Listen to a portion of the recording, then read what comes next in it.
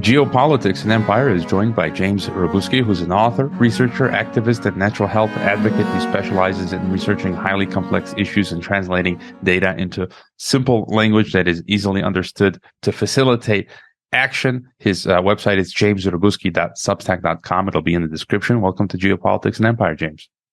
You know, empire is the thing right now. That's what we're talking about. Thank you very much for having me. I appreciate it. I know this is on short notice.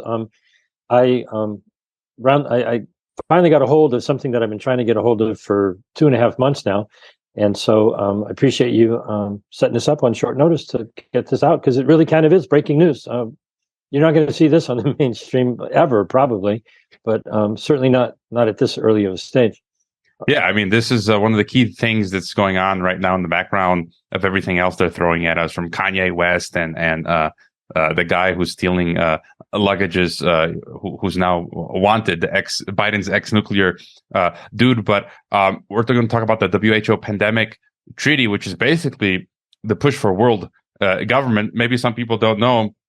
I've got my WHO card here from 2009. I was a staff assistant, so I was actually in the belly of the beast. I could walk right up to Margaret Chan, the Secretary General, the Director General at that time. Now we've got Tedros the terrorist, as I call him. So what's the latest with the pandemic treaty? What's going on? You're talking about the IHR. They're playing with these articles, and one of the proposed amendments would strike out respect for our dignity, human rights, and fundamental freedoms, and basically bring in tyranny. The words that you just said are not just words coming out of your mouth. You said those very specific words because in the proposed amendments to the international health regulations, when I first read the international health regulations earlier this year, it's the first time I ever heard of them, okay? Some of what's in there, I was like, these aren't so bad. There's some good things in here.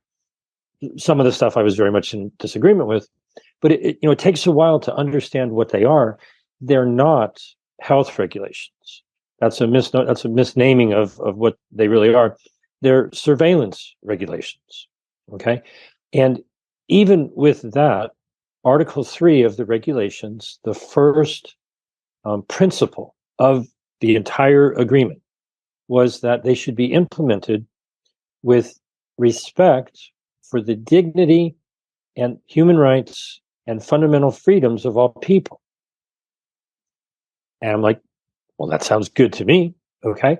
Well, if you read the proposed amendments, that line is crossed out, meaning we're done with that. And it literally then says, we've got new priorities, different priorities. And so they're literally crossing out a respect for human dignity, human rights, and fundamental freedoms. And so they've given us a gift from heaven in the sense of that is a soundbite, that is a meme, that is a call to action, that is everything. If we can get people to look at that document and just realize that simple change is what is going on in all of the remaining 46 pages, okay? That's the core principle that just got chucked out the window. Your dignity, your human rights, and your freedoms are gone if we allow these amendments to be adopted by the World Health Organization.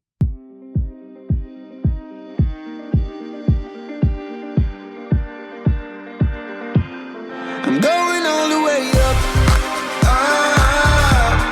I'm going all the way up. I'm letting go in my heart of everything that holds me down.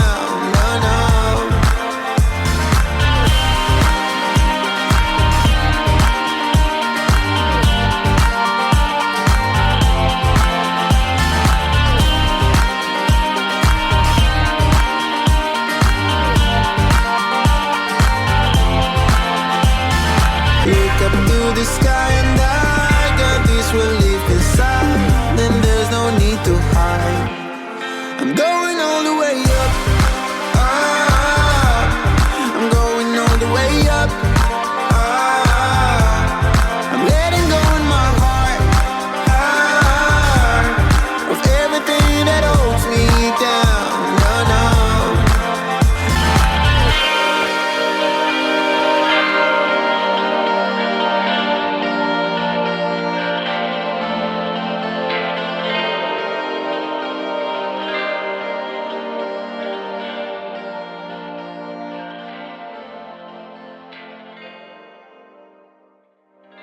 Also, if you need health insurance that covers you wherever you may roam, check out my friend James Guzman's Borderless Health Insurance. One of the great things about living internationally is saving money on healthcare, but private care overseas can be expensive.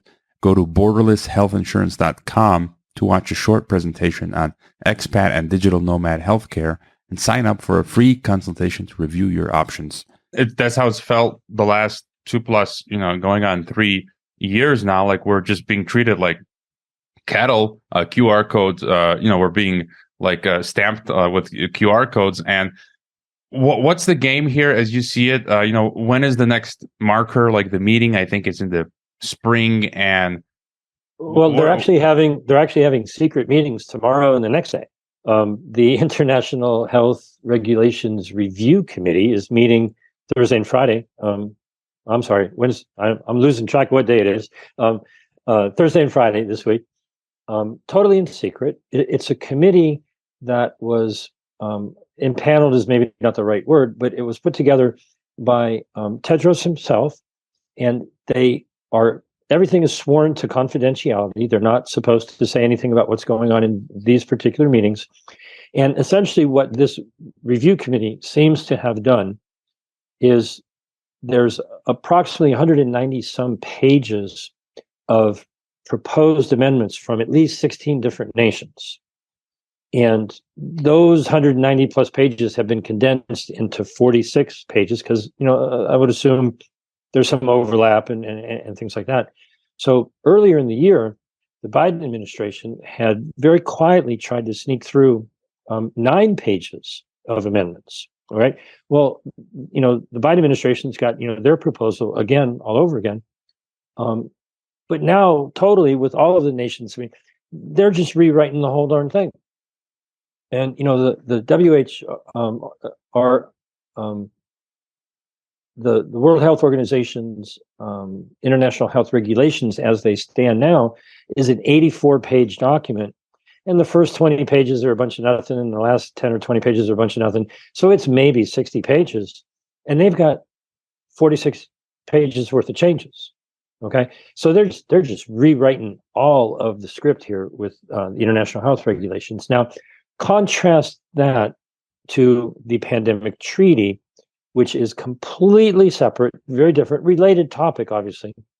But I'm not really talking about the treaty at this point because that's a little bit out there in the public. People talk about it, and it's just a beast. I mean, they just want to have control of absolutely everything. The big issue with what's going on with the amendments to the international health regulations is the Indonesian health minister, who's really a banker at the G20, a month or so ago, whenever it was. He said many things, but there were 2 things that were really important, and people picked up on one of them, but they didn't pick up on the other one. The one that they picked up on, and it made the rounds a little bit, people were talking about it. He said, they're so very proud. The Indonesian delegation to the WHO had submitted amendments to institute a digital global health certificate. Excuse me, my voice went. A global health certificate. And as soon as I heard that, I knew it was probably coming because the international surveillance regulations, what I call them, the international health regulations, have many, many, many articles about exactly that kind of thing. They do have a paper certificate for yellow fever vaccines. People travel to certain locations. It apparently is a requirement. They're basically trying to set up systems worldwide where every nation, every state, every province takes everybody's health data, puts it in a centralized computer database system so that there's interoperability, right? And so the overreaching WHO system, so that if you travel to wherever it is you travel, and they give you your app on your phone, or they just give you a printed QR code, it will access everything all over the world to find out your medical history. And so, everybody's pushing back against 1, 2, 3, 4, 5, 6 COVID jabs, but it's endless what they can say. Well, you have to have this, or your card's not going to be accepted. Your QR code's going to get rejected. You can't do this. You can't do this. You can't do the other thing. And so this is really the core thing that they really need to just control everybody in an unbelievable, dystopian 1984 manner. This is what we have to push back on, because this is, what they feel they need to have to really control everybody, like they, attempt to do in China. And it's not just international. It's not just China. I mean, I'm speaking here from Mexico, and I think everyone's saying, "Oh, Mexico's so free. Come to Mexico." A lot of people come into Mexico. No, I'm sorry. They tried in many different states to push the QR code, make mandatory statewide. Even one state said you can't go to a public park without your vax certificate, or go to any supermarket. And I was just going to say that. And and they want to make basically internal Soviet passports. One governor here, maybe a number, proposed just to exit or enter or exit the state. We saw that in Canada. You would need this what you're talking about, and then so it would be international, national within your own country between the different states if you have states or provinces or whatever, and then I think it would even go further to municipalities. I know my other home of Croatia, they were having checkpoints at the end of the town or municipalities. You could not go, and then you've got things like geofencing, right? Any thoughts on them doing something like that? Well, if they want to, they can say you can't go from your dining room to your living room. I mean, the technology sort of kind of exists, to prevent that. The whole point is, who do they think they are that they can control everyone's life in a uniform way? And well, it's really simple.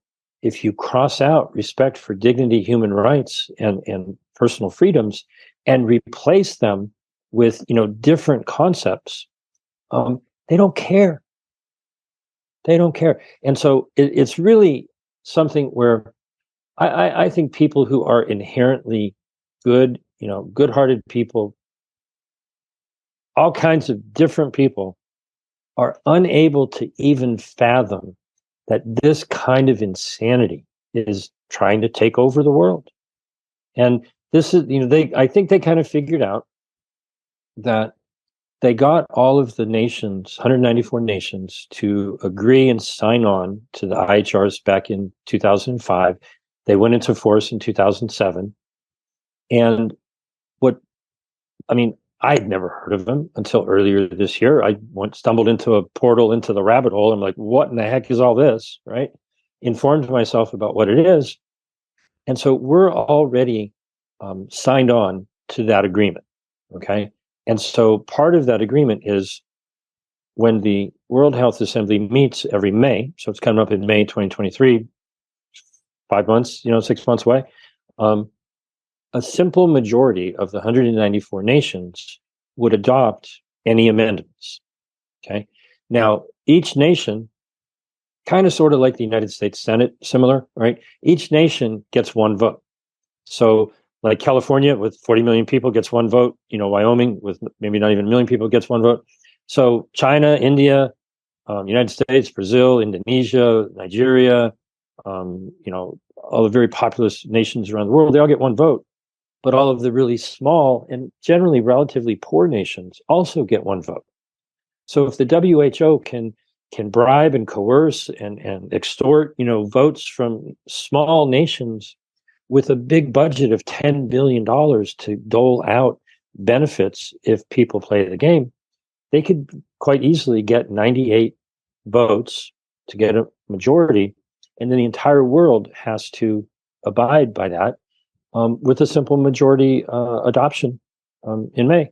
And so what this really is, though, is the United States, the European Union are putting money into this fund. And what they're looking for is to build infrastructure of what I call the pharmaceutical hospital emergency industrial complex. I'm stealing an acronym, right? The WHO is able to declare pretty much for no reason whenever they want to, a public health emergency of international concern, or PHEIC fake.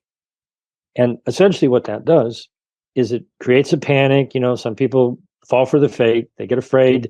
The regulatory agencies authorize all kinds of stuff that really isn't very well studied.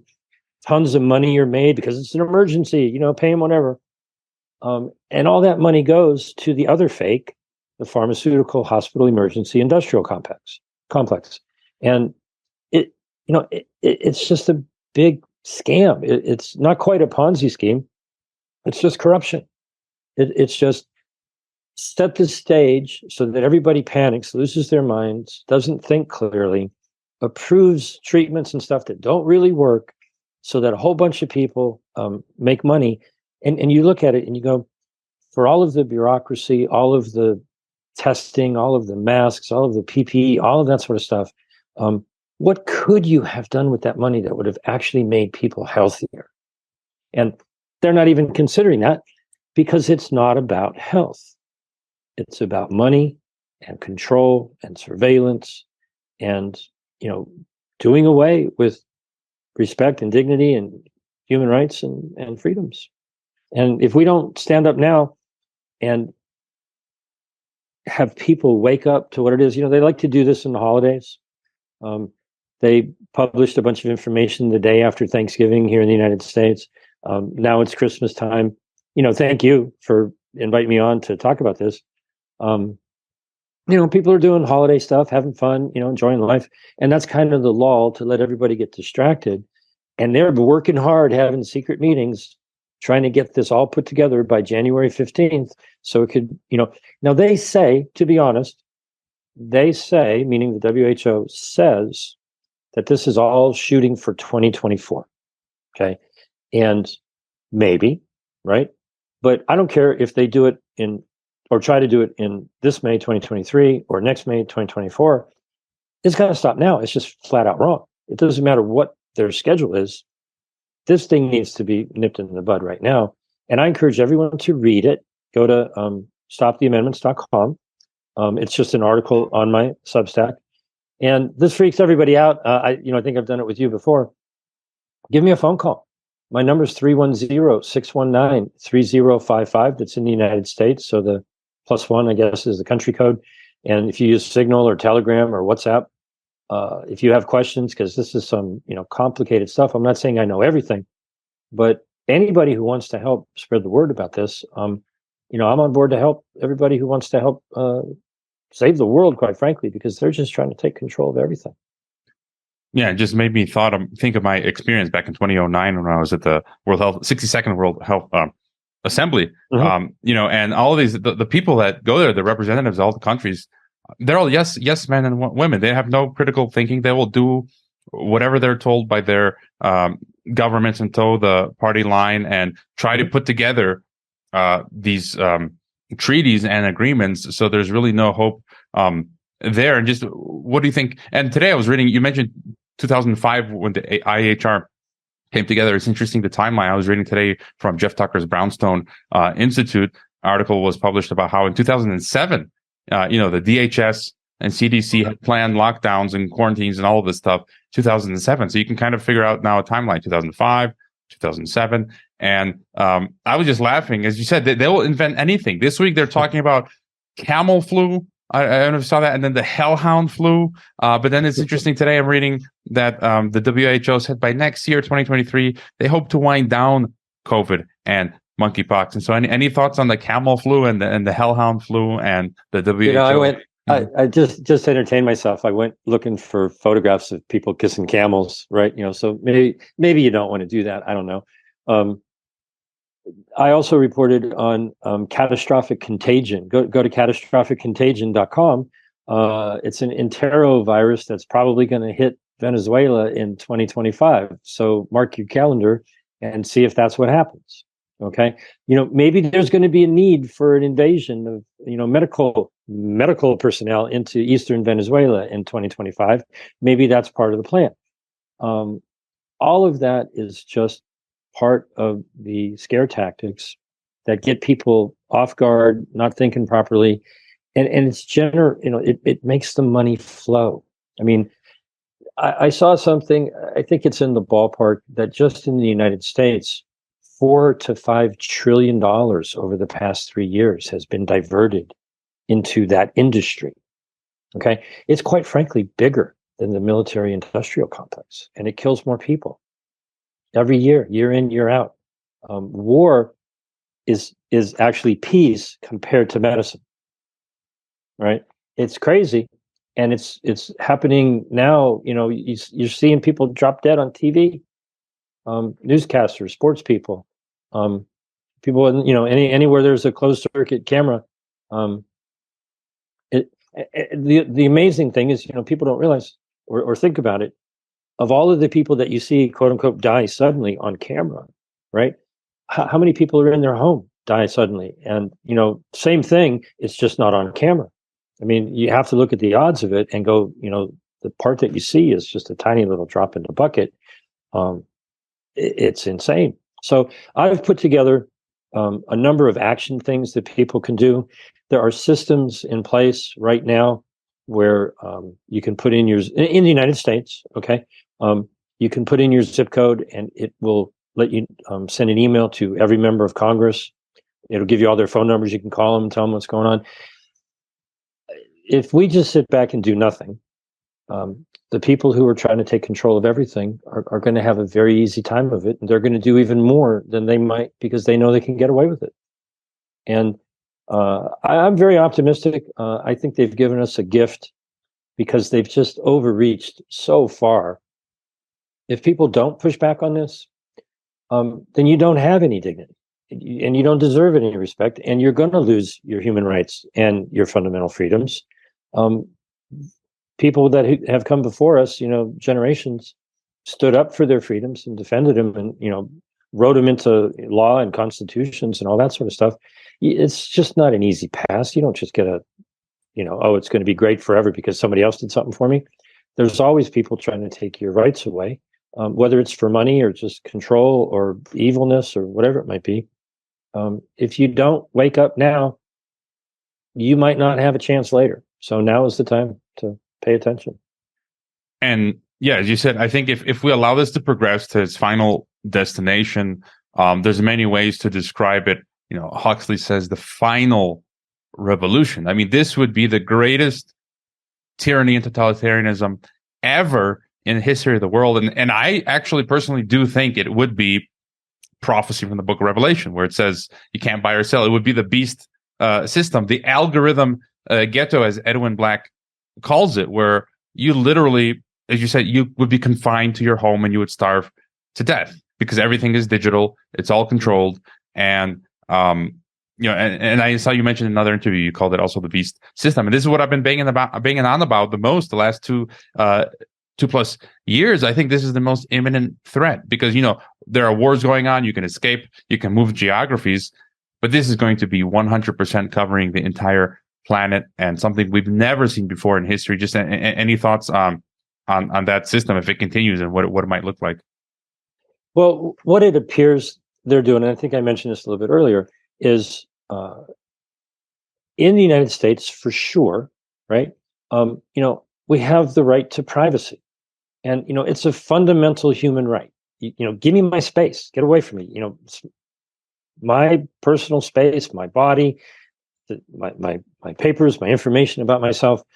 It's written into the Bill of Rights. We have a right to privacy. Now, maybe in other nations it's not codified into law, but that's just a fundamental, reality that should be respected. Okay, you give people their personal space, their personal body, and all of their private stuff. Okay, and they're just going, nope, we don't care, right? Well, if people allow other people to infringe upon that right of privacy about how you treat your body, what you eat, what kind of therapies. I don't take drugs of any kind, so I can't even think about how people get talked into that, right?